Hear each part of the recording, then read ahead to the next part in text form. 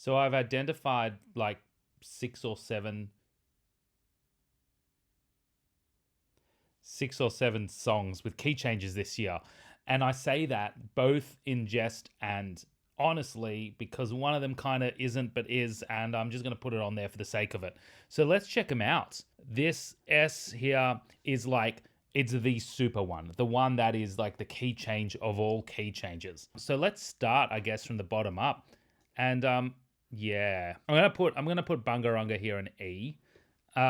There's a reason why. I've been pretty upfront about, not liking this song. So yes, this is somewhat opinionated, but at the same time, I'm trying to be objective here. This song is all over the place, and I get that it's got a big fan base, and that's totally fine, each to their own. When I say key change, I'm talking about this section here, section over here. So we got the Bungarunga, and we are in the key of F sharp minor.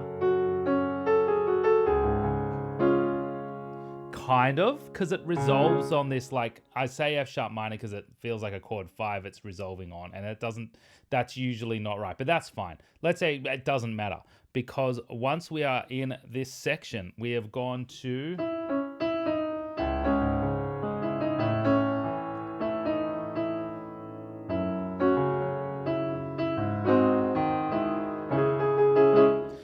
so we've gone to a section which is in a C sharp minor. In essence, it's using an E natural. Whereas before we had that raised seventh of the F or the E sharp.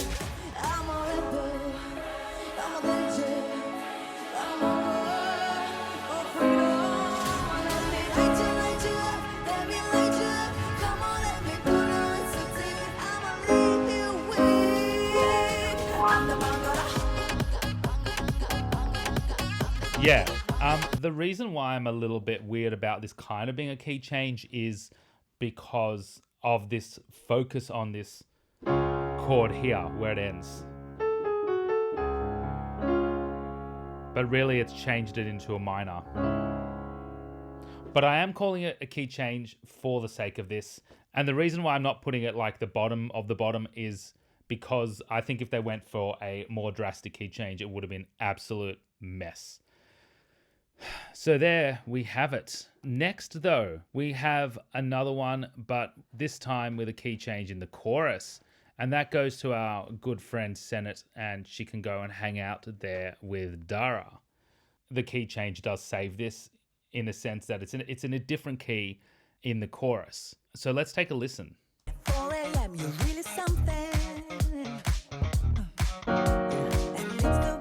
This is an E flat minor, or if you want to call it C sharp minor.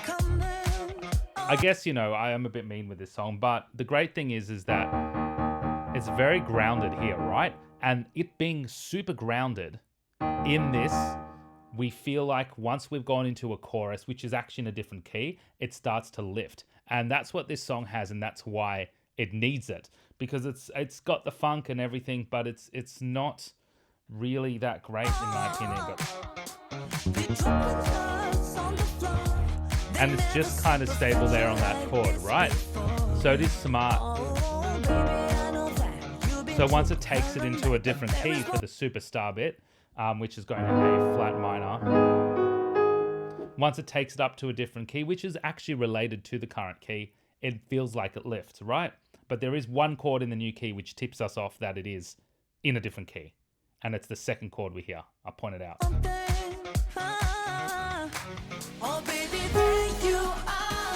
Ready? This chord coming up now. Yeah.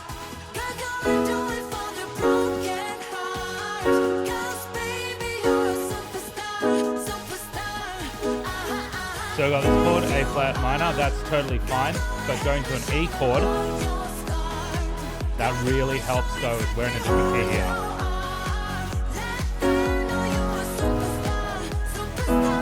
Yeah. And the fact that it finishes on that E chord and then goes back to our original, it feels like it pulls you down. And the first time I listened to this, I didn't feel the key change in that chorus. But once it went back into the verse, I'm like, wait, that was a key change. Because these two keys within the chorus and the verse are related.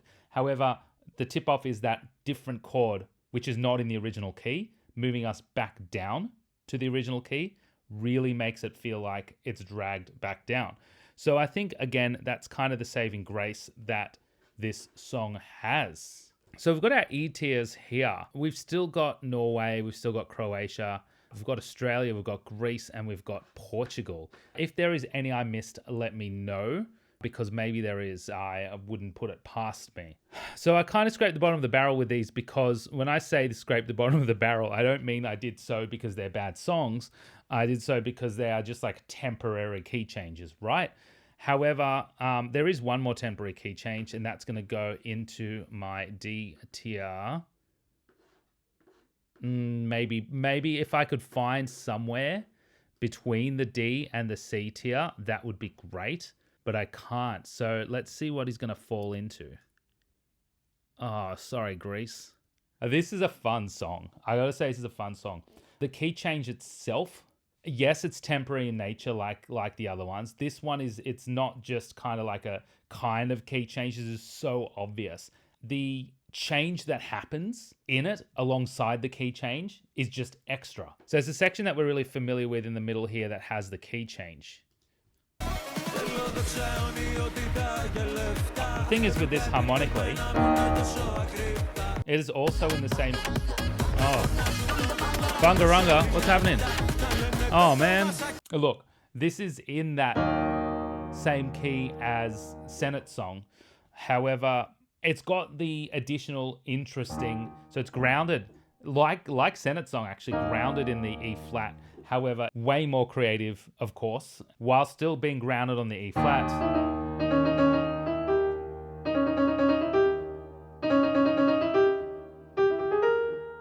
It's actually grounding itself on an E flat and then using a different scale at the same time, which is actually pretty smart to create that, I guess, traditional feel. However, we then head into this section towards the end, where we go into F minor.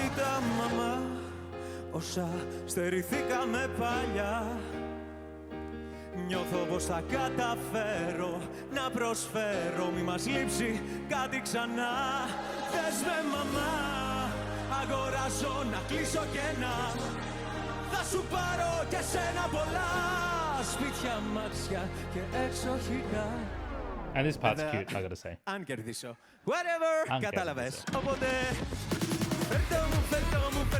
Okay, yeah. So then we go back into the fretto. Look, I think it overall works with the song. However, I'm kind of questioning the choices that were made. I understand, and this is me being super critical, right? And just questioning. I understand that it's taken us into a very different direction because he's incredibly, how do I put it? Pleading or whatever he's doing, right? So it's a different vibe, and then it goes back into the fun, fretto, silly vibe that it has. So I get it. Works for the song.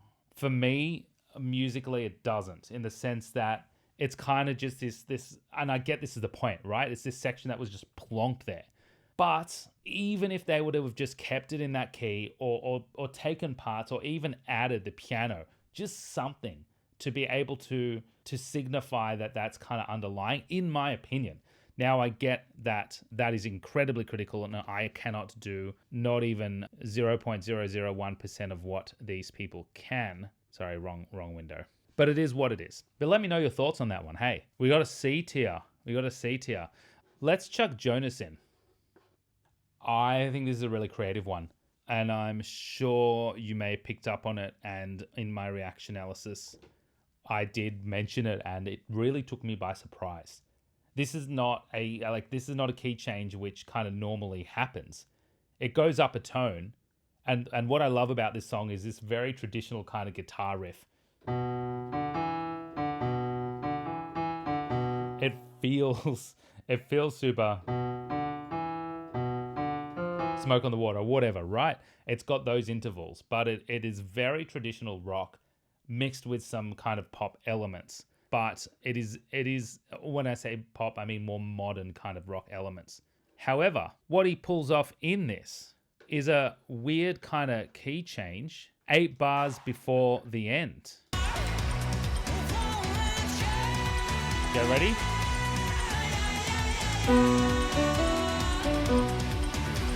Up. I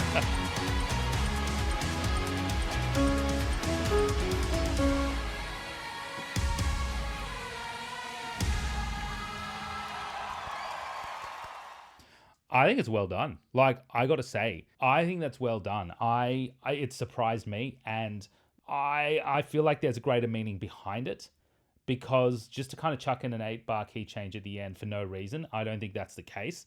However, it really energizes and lifts that riff to the point where when it ends, you're still hearing it. You're still hearing it. It brings that energy up. And that's why I think that this is actually like a pretty good key change for what it is. And yeah, however, all of the key changes that we've had so far are not your typical key change, are not the ones which kind of happen towards the end to really lift the song. The next 3, however, do have that in it. So I'm going to go to my B tier, and my B tier is the our friends from Antalejo. I can't speak Portuguese. Portugal.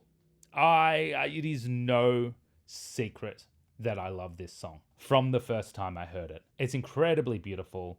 The way that the harmonies and the chords are moving are beautiful. The way that they've chosen the chords in different verses are beautiful. And the way that the key change is executed is really lovely too. And it's done so after a violin solo. The chords that were chosen really, really lift it.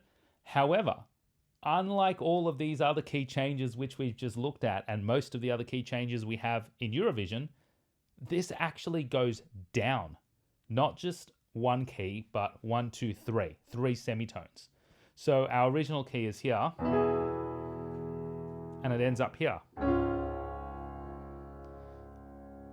When we hear that kind of change, it is a very bittersweet key change. However, the way that it's executed makes it sound like it goes up. So we do hear a violin solo.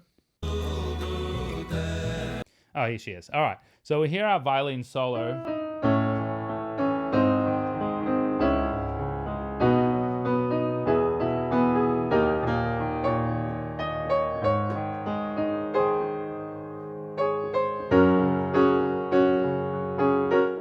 So that's kind of that key change there. And it does so through using a couple of different chords to pivot into it.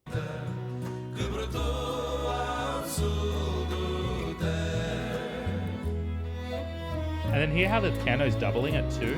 Beautiful melody.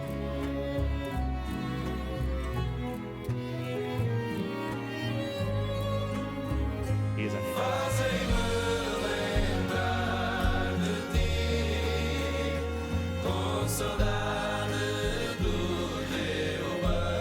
I don't want to stop this. I love this song so much. I love this song so much. I'm sorry. I when I say I'm sorry, because it's just like I had the other 4 down there and I can't have the pure excitement. But this is such a beautiful song. And I get that it's polarizing in the sense that some people might find it boring, but I think it's gorgeous. You know, I've looked at the translation of the lyrics and it is so beautiful. Anyway, that aside, that key change is a gorgeous key change. And as I said, unlike all the other ones, and unlike pretty much every other key change that we have, this is going down 3 semitones, quite far away. And I think it makes it seem bittersweet. If it lifted up into a different key, it may have made it sound a bit more grand. And I don't believe that's what they're going for, which is why I think this is a gorgeous key change. As much as I want to place it, you know, in the top there, I couldn't for several reasons. Number 1, because of the appeal of the key change. And number 2, because I really think these last 2 songs have done amazingly. Now, no biases here, but let's just chuck Delta in. Here's Delta. Delta's going straight into A here.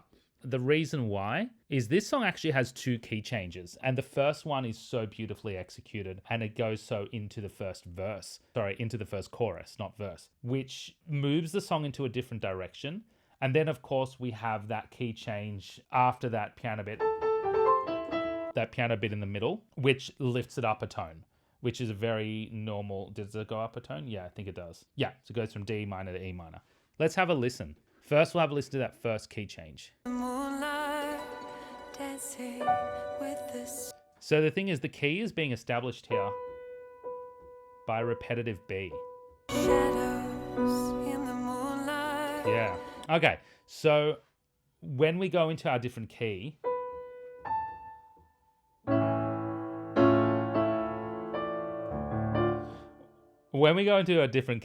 this has actually done the opposite of what the Portuguese song has done. It's gone up 3 semitones instead of down. So we have our...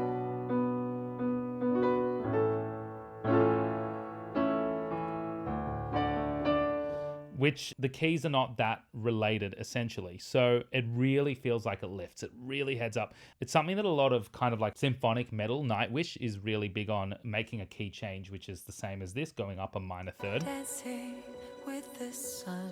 It really feels like it lifts it. We've established our key in B minor here.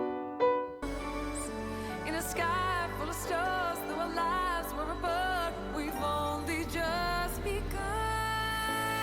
Good. So we've only just begun, and then now it stays in that key until a lot later on, of course, the final chorus. And it's that chord which pivots it into the new key. Take a listen. Ready for that chord? Yeah. We've only just begun. Into our new key. One touch, one kiss, all my life for a night like this. If you love this song and you felt that the first time you listened to it, and I know I did and didn't actually identify it as a key change until later, which is, sorry, these headphones, which is really interesting, and I should have. If you feel it lifted there and you're not sure why, it's because it's a key change into D minor and we're leaving this B minor key for the rest of the song. However, we know that there is another hard-earned key change later on after a crazy piano solo.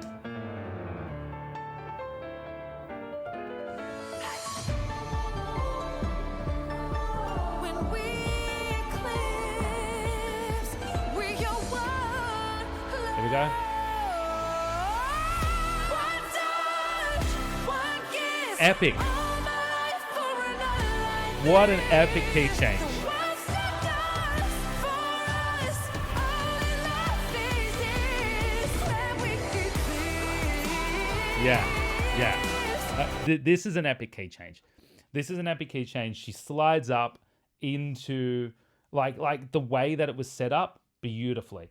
And this is going to be so well received on stage, not just because it's Delta, partly and mostly because it is, and she's a great singer, but because of the composition itself. And those two key changes, in my opinion, are what places this up here. However, we do have one left. I think this is the key change of all key changes.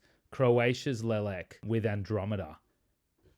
There is so much to talk about as to why this is such an incredible key change. So to find out more, check out this video here to see why this song is an incredible key change.